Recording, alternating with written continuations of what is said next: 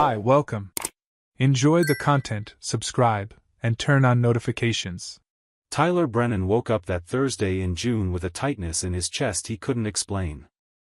At 44 years old, owner of a thriving auto repair shop in the heart of Austin, Texas, he'd always been a man of instincts. He could tell when an engine was about to fail before the diagnostics even ran, and he knew when a customer was lying about what they'd done to their car. And right then, looking at Vanessa still asleep beside him, he knew something was deeply wrong. Married for 18 years, they'd built a life Tyler considered solid: 2 kids, 15-year-old Jake and 12-year-old Mia, a comfortable house in a quiet suburb, financial stability. Vanessa worked as a sales manager at a luxury car dealership and had always been ambitious, driven, someone who knew exactly what she wanted. Maybe that was precisely what Tyler should have noticed sooner.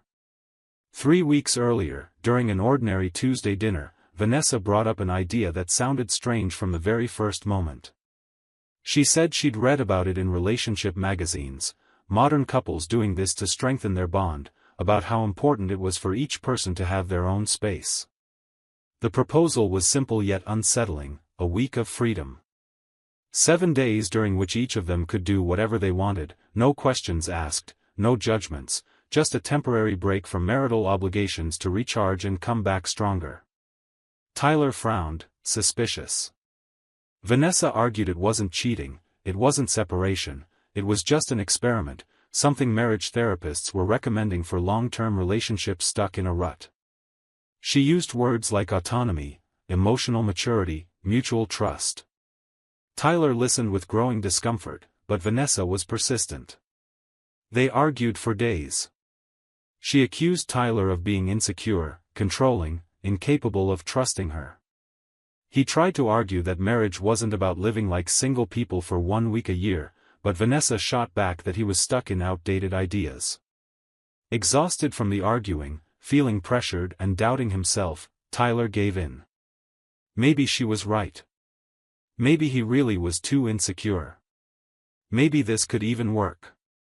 But then Vanessa started marking dates on the calendar, and Tyler realized she'd chosen with surgical precision the week Jake and Mia would be away at summer camp.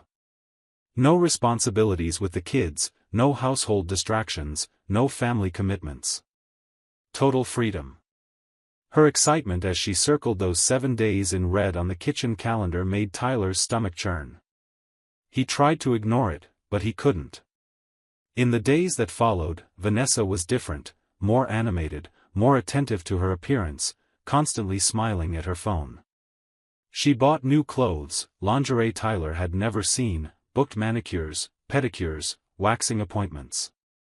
When he commented that she was going all out, Vanessa just shrugged and said it was self-care, that he should try it too. Tyler wasn't taking care of himself. He was watching the woman he'd spent nearly 2 decades with prepare for something he didn't fully understand yet, but already knew would hurt. The week of freedom was set to begin on a Monday. The kids had left for camp the previous Friday, with tight hugs and promises to call. Tyler arranged a technical visit with a parts supplier in Dallas that would last a few days, a believable excuse to leave home. Vanessa seemed relieved when he told her. On Sunday night, he packed his bag and left the house, watching Vanessa wave from the doorway with a smile he no longer recognized.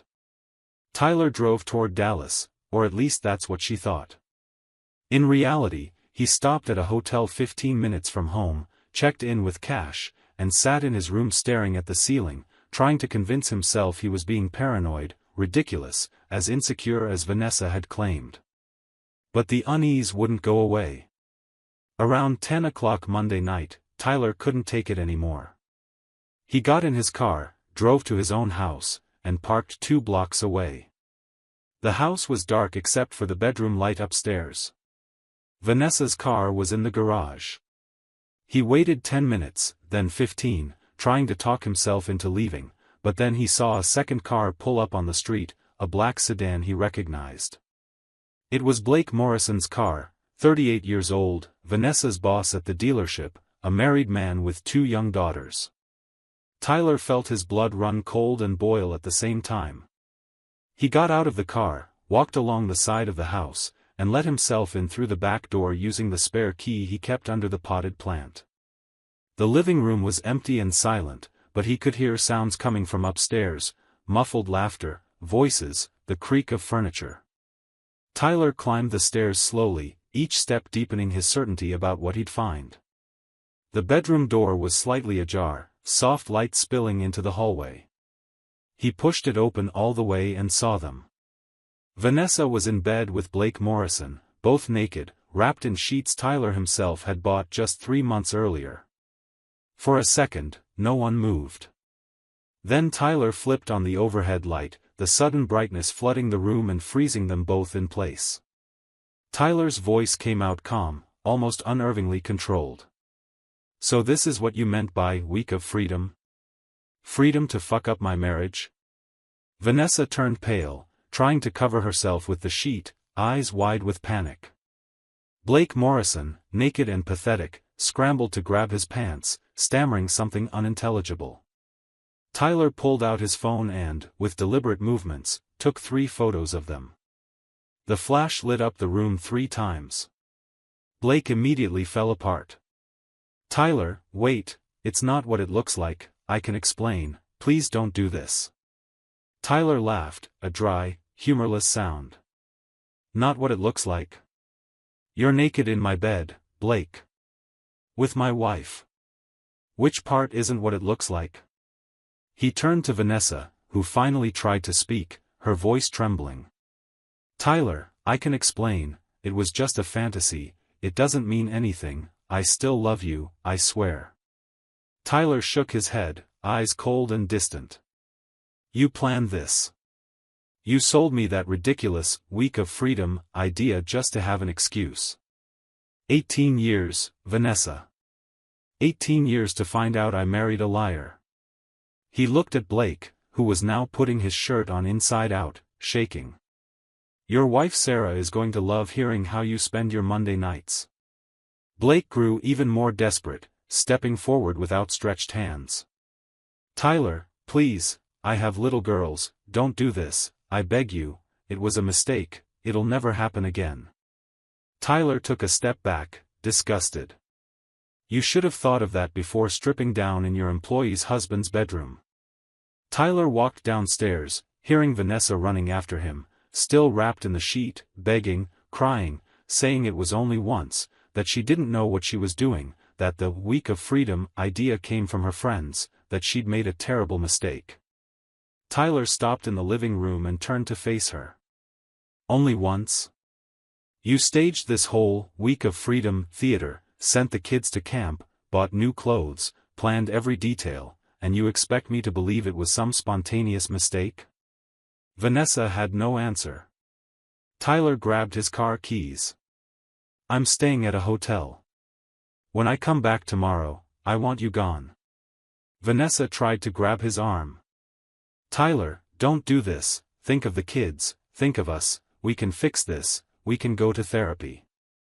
Tyler gently but firmly pulled his arm away. "Think of the kids? Did you think of them when you brought your boss into our bed?" "No, Vanessa. It's over." Tyler drove back to the hotel but didn't sleep. At 6 a.m. Tuesday, he called Martin Cross, a divorce attorney who handled some of his shop's clients. Martin answered groggily but snapped to attention when Tyler explained what happened. They agreed to meet at 8. Tyler arrived at the office with the photos, screenshots of messages he'd pulled from Vanessa's phone while she cried in the living room the night before, along with dates and times, everything. Martin reviewed the material and nodded gravely. "You've got a solid case. Proven adultery, clear premeditation. We'll start today." At 10 that morning, Tyler returned home. Vanessa was sitting in the kitchen, eyes swollen, repeatedly trying to call him. When Tyler walked in, she stood up, desperate. "Tyler, I need to explain properly, please, just listen to me." Tyler placed an envelope on the table. "Divorce papers. You'll get the official summons in a few hours. You have 24 hours to get out of this house."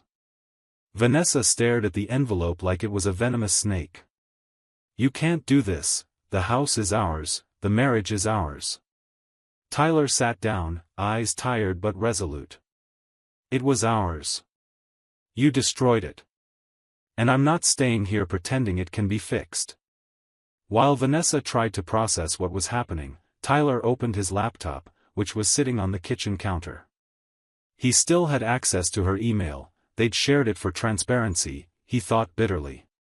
He sifted through her messages and found months of exchanges between Vanessa and Blake, detailed planning of the Week of Freedom, discussions about hotels, jokes about Tyler being naive enough to buy into the charade. He also found reservations Vanessa had made for the following days, a romantic resort 2 hours from Austin, spa included, suite with a view, all paid for with their joint credit card. Tyler saved everything, forwarded it to Martin, and then did something he knew would blow everything wide open. He sent the photos and the most explicit messages to Sarah Morrison, Blake's wife. Sarah was a graphic designer who worked from home and had an active social media presence. Tyler didn't know her personally, but he found her contact through Facebook. He sent everything via private message with a simple note, "Sarah, I'm sorry you have to find out this way, but your husband has been having an affair with my wife for months. Here's the proof. You deserve the truth." Sarah's reply came 15 minutes later. She thanked him, said she'd already suspected something, and that she'd handle it. Tyler didn't expect what happened next.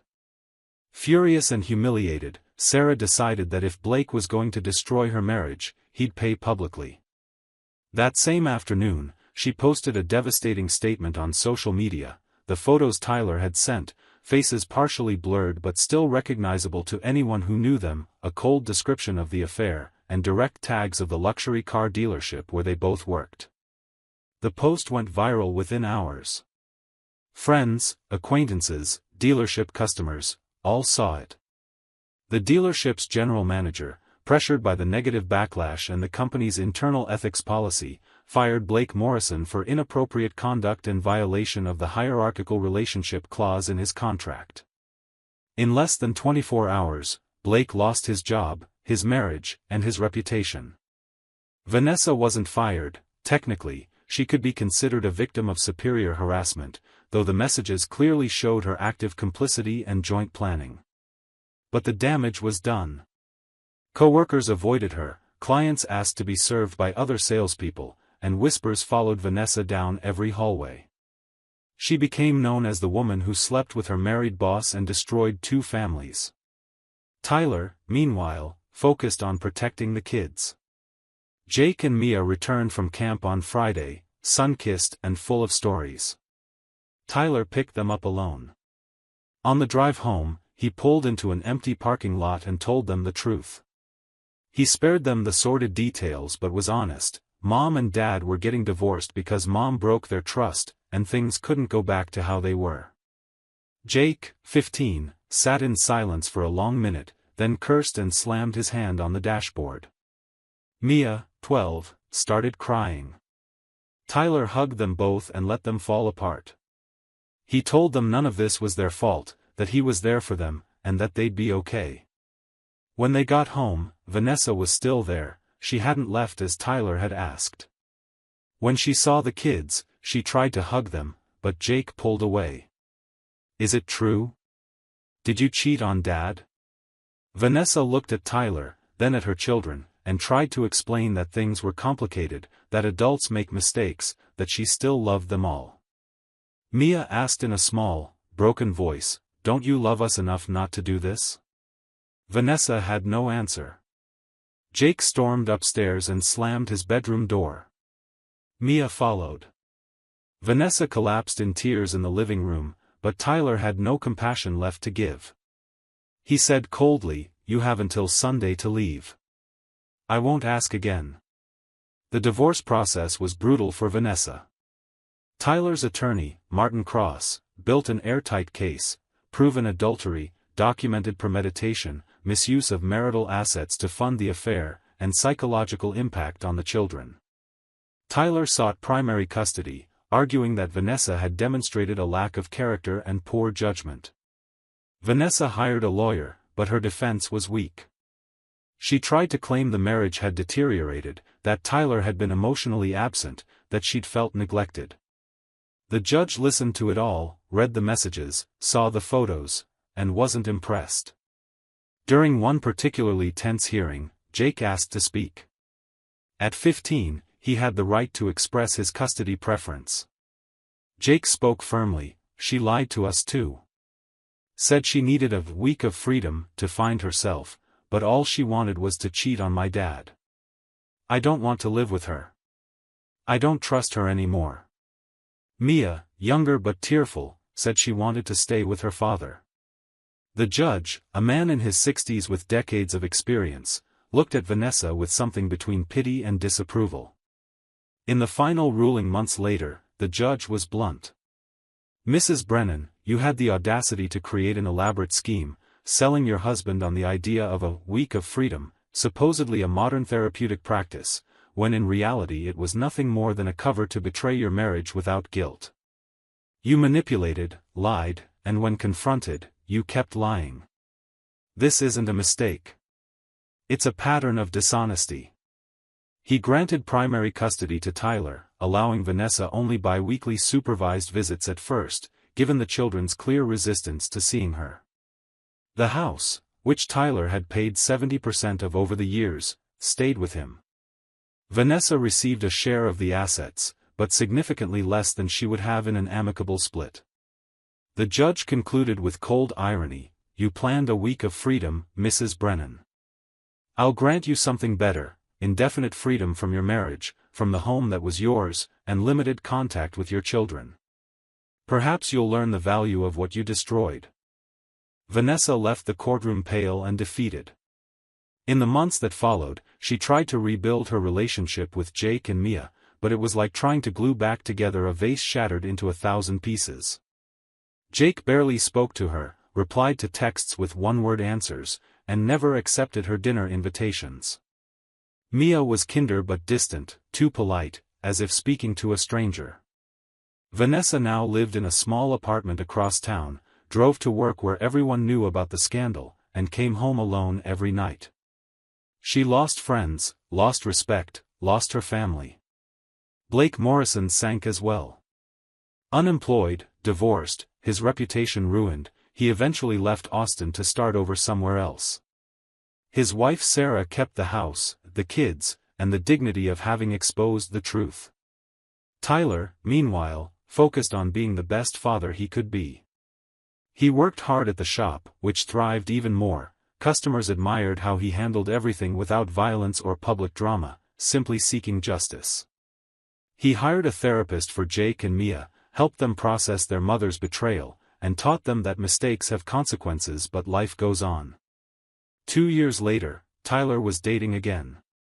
He met Rachel Kimball, a 41-year-old English teacher, at a mutual friend's birthday party. Rachel was also divorced, childless, and carried a comforting calm. She was patient with Jake and Mia, never tried to replace their mother, just showed up with kindness and consistency. Over time, the kids grew fond of her. Tyler started smiling again, genuinely. Jake graduated high school with honors, got accepted to a good university, and in his graduation speech, thanked only his father. Vanessa was there, sitting in the back, and heard the deafening silence where her name should have been. Mia, now 14, still saw her mother occasionally, but the closeness never returned. She was ashamed to tell her friends what her mom had done, and that built a wall between them. Vanessa kept working, kept living, but carried the weight of knowing she'd destroyed everything for the illusion of 7 days of freedom. She'd see Tyler from a distance sometimes, when picking up or dropping off the kids, and he looked well, happy, moving forward. She wasn't. On a Sunday afternoon 3 years after the divorce, Tyler was in his backyard with Jake visiting from college, Mia helping with the barbecue, and Rachel setting the table. They were laughing at something Jake said about an eccentric professor. Tyler looked around, at his healthy, whole kids despite everything, at Rachel smiling, at the life he'd rebuilt from the wreckage, and felt something he hadn't felt in years, peace. He didn't wish Vanessa harm, but he didn't miss her either. She was a closed chapter, a lesson learned about trust, character, and choices. That same Sunday, Vanessa sat alone in her small apartment, scrolling through old photos on her phone, Jake as a baby, Mia learning to walk, Tyler smiling on a beach 15 years ago. She tried to remember exactly why Blake Morrison had seemed like a good idea, why throwing away 18 years had felt worth a week of forbidden excitement, but she couldn't find the answer. What she found instead was regret, vast and cold, and the awareness that some decisions can't be undone. She'd planned a week of freedom and earned a lifetime of loneliness. The judge had been right, she'd learned the value of what she destroyed, but too late, when there was nothing left to save. Tyler moved on. Vanessa remained trapped in the past, haunted by a choice that, for one brief and insane moment, had seemed like a good idea. The freedom she'd so desperately wanted cost her everything that truly mattered, and that was a debt she'd pay for the rest of her life. Thank you for watching the video. If you enjoyed it, don't forget to subscribe to the channel and turn on notifications so you won't miss any updates. See you next time.